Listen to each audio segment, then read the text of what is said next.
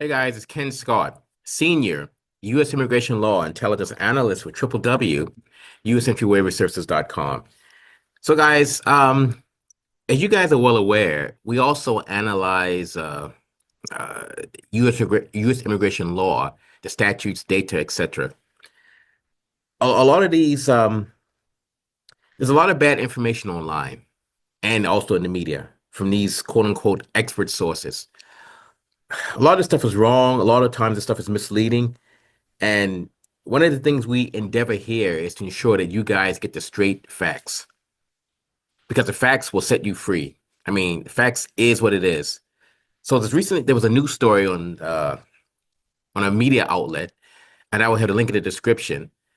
And the expert they had on there was actually incorrect in a lot of areas. And this person is quote unquote a professor. Yeah, sorry. Me being a former federal officer, former law enforcement officer, and former U.S. government employee who used to work for the government, who used to be a law enforcement officer, and like I said, former federal officer.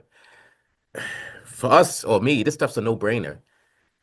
I don't understand how these people mess this stuff up. But then again, they've never worked for the system, never worked for the government. I have. So I'm going to pick apart a number of things this professor has said. So I'm just looking down here at my notes because I didn't want to play the video because I didn't know if YouTube would ding me or not. This person, one thing this professor is saying, shocking number of people are being held. Well, I don't know what you call shocking.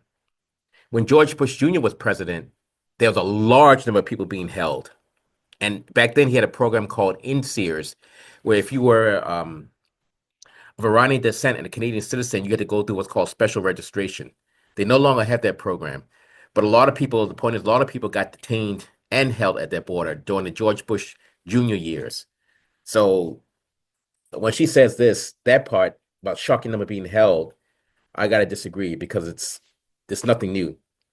Then she talked about Canadians in detention and essentially saying Canadians that had prior criminal history were being let in.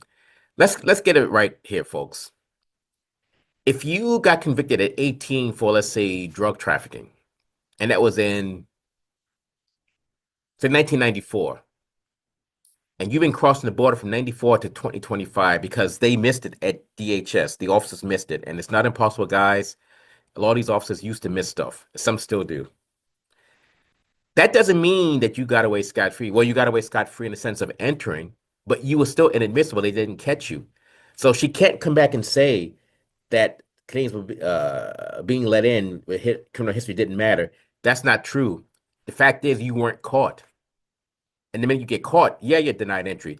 Now, if the officers are sloppy and they miss it, I mean, it sucks for the U.S. government, but they missed it. So it's misleading for her to say Canadians prior criminal histories are allowed in and leaving it at that. Well, that's not really the case. The case is they were missed. Yes, maybe they were allowed in the sense of the guard missed it, but the fact is, had the guard caught it, they would not have been allowed in. So she's trying to say that these guards saw the criminal history and still let the person in, and that's BS. That's straight bullshit right there. And I said people were being detained before. I've already said that. I've already said things are not necessarily harsher under Trump, not necessarily. Yes, under this administration there is more enforcement. I agree. But under the Bush administration, there's also harsh enforcement. George Bush Jr. had National Guard soldiers at that port of entry right after 9/11. I know that for a fact because I used to be a federal officer and a law enforcement officer, and when I left the system right before they made Homeland Security. I saw National Guard soldiers at the truck crossing border. So I don't see any National Guard soldiers at the port of entries now. So how do you determine more harsh? In my mind, I'm thinking you got a military soldier at a U.S. border next to a CBP officer. That's a lot more harsh and intimidating for you Canadians than what you have there now. I mean, to me, it's just common sense. I got a note here, policy on inadmissible people per Trump. Oh, so the professor was saying that Trump initially said he's going after the more serious crimes regarding people entering the US back then. And he may have said that. He just may have said that. But here's the thing. The man can change his mind. and he can change his mind and change policy as time goes on. So you got to get off that soapbox about the fact that he said I'm going after the worst of the worst. He's going after all people inadmissible. He is. Policies can change, so you can't really use that soapbox.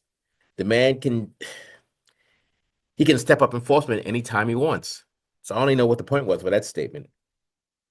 She also said something about denied entry or holding you, detaining you for impaired driving. Guys, that's straight bullshit. They cannot detain you for a DUI involving alcohol. Now, you cross the border and you get a DUI and it's for like smoking marijuana, and you tell the officer that, yeah, they can hold you. But a straight DUI for alcohol, they cannot. So she wasn't really clear on that. She just said, oh, impaired. I said, well, it depends. Because I know people who have 4 or 5 impaireds for alcohol. They're not detained and they do not need waivers. They're not inadmissible. If you have an impaired for, let's say, smoking a joint and you tell the officer, or the officer finds out, yeah, that makes you inadmissible for drug usage, drug possession. Not so much the impaired, but for drug possession, drug usage. And these officers, guys, they've always had discretion on whom they allow in and whom they do not. That's since the INAs came out since 1952. It's always been like that. And she can't say, "Oh, back in the past, if your visa paperwork was wrong, they turn you around, send you back, let you re-enter Canada." That's bullshit. Expedited removals came out in 1996 under Bill Clinton, and people are getting ER'd from 96 up until now. And it's not just criminality; it's for visa violations, for overstays, for that kind of stuff. So, in that part, she doesn't know what she's talking about because they've always had that discretion. Any law enforcement officer has discretion, whether he's federal, state, provincial, municipal, whatever. I mean, that right there is common sense 101. Um, she said people arrested or detained long time. How do you define long time? It depends. You could be detained 5 minutes. When you pull up to that border at the port of entry, let's say you're going to Seattle, if you're detained 3 minutes at the booth while the guard's checking your car, I guess you call that a detention, but big deal, 3 minutes. After that, you're gone. What's considered a long time? She didn't elaborate on that. She didn't make that clear.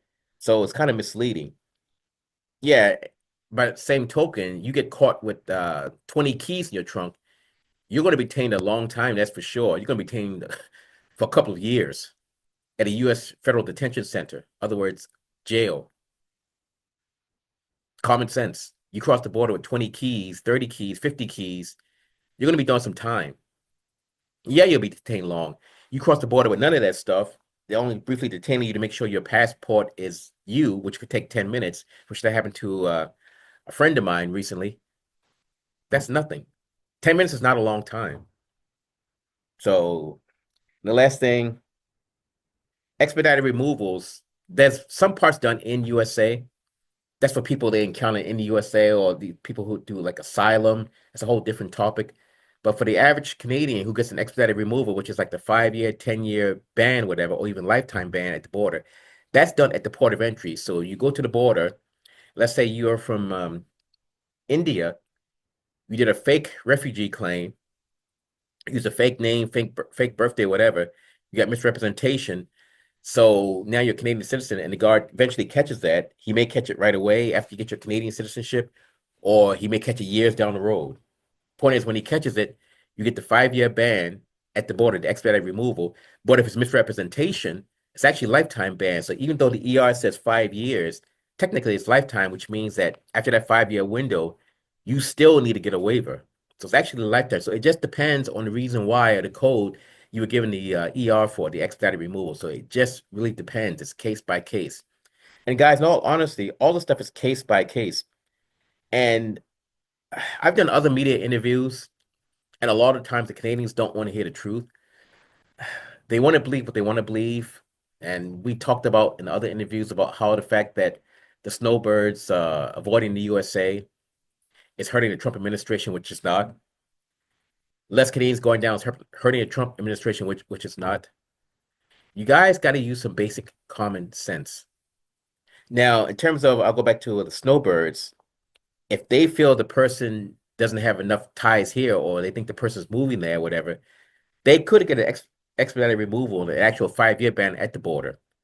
And after the 5 years, as long as it's not misrepresentation, false names, or fake statements, then they're good to go in that sense. So I really wanted to play the video and just stop it periodically and point out the parts that were mistaken, but YouTube might ding me for that.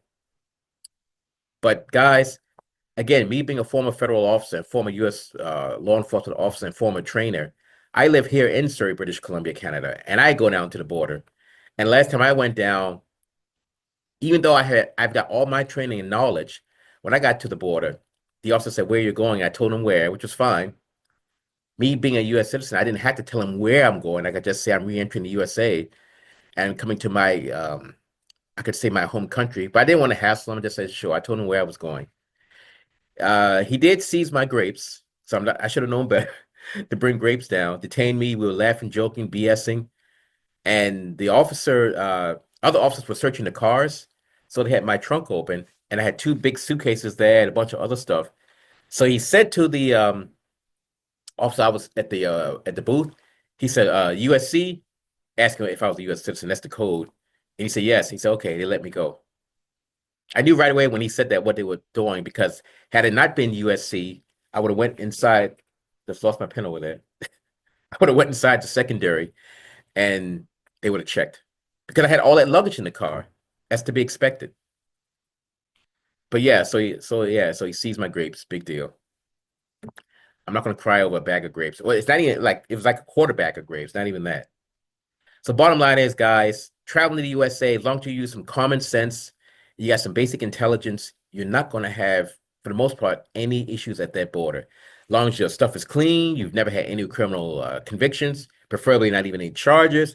As long as you admit to committing any criminal activity, like if you were charged with robbing the Bank of Montreal and Abbey, but it got dismissed, but then you go to the port of entry and you voluntarily tell the officer, yes, I robbed a beam on Abbey, I got the money, left, hit it in Surrey. Don't laugh, guys. People at the border do this all the time. A lot of Canadians, they just tell on themselves. I don't get why. They just voluntarily just tell everything about themselves, and then they get choked when the fact that they get denied entry and are banned for life. Not even for the conviction, but for voluntarily having diarrhea of the mouth. Your fault.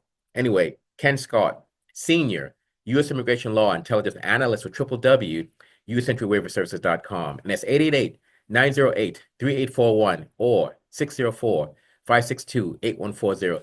Another thing, guys, I want to toss in there, I want to do a little bit of bragging, I guess, or boasting. Regarding these U.S. entry waivers, these discount waiver companies, they don't know how the stuff works on the inside or back at DHS within the system.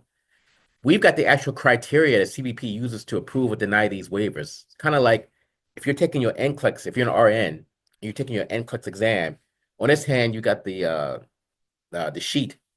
This hand, you got the answer key. Look at the answer key, look at the sheet. Look at the answer key sheet. So, okay, well, that makes sense. We've got that criteria. So we knows what it takes for you guys to get cleared. And that's why we don't charge cheap. So again, being a former federal officer, former law enforcement officer and trainer that was previously posted there in Washington State, I know the system. I know how this stuff works. They don't. Even these lawyers don't even know. And I also went through law school. And I'm out. You guys have a great day.